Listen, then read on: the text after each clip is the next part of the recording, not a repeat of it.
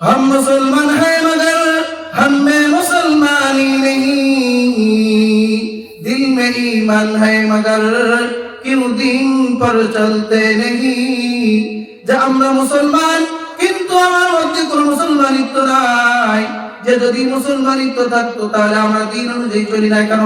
আমাদের বিবাহ শাদী হয়, মুসলমানের বিবাহ শাদীর মধ্যে 3 দিন থাকি বক্স বাজে, সেখানে গুনাহের আড্ডা, এমন এমন গান বাজে যেই গানটা একজন স্বামী স্ত্রী ছাড়া ভাই বোনও শুনতে পারে না, শোনার উপযুক্ত থাকে না।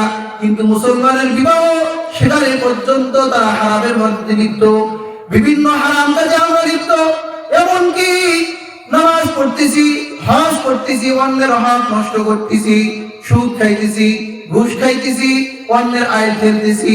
অথচ হাদিসের মধ্যে নবীজি বলেছেন, যে ব্যক্তি জুলমান অন্যায়ভাবে কারো 1 বিঘত জমি দখল করে নিবে, তুফিকালহু ইয়াউমাল কিয়ামাতি 70 আরদিন, কিয়ামতের ময়দানে তাকে 7 তবক জমিন গলার মধ্যে ঝুলিয়ে দেবে। বলুন নাউযুবিল্লাহ।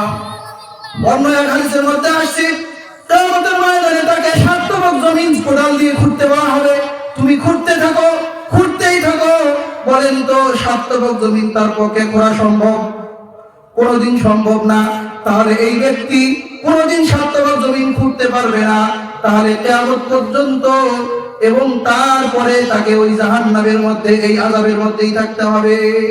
তাহলে আমি এই জায়গা জমি দখল করে নিয়ে তাদের জন্য রাখতেছি, আমার সন্তান, আমার ছেলে, আমার বউ, তারা আমার জন্য আপন হবে?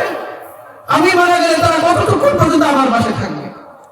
কিয়ামতের ময়দানে আমার আমল না থাকলে আমার বউ কাছে আসবে না, আমার ভাই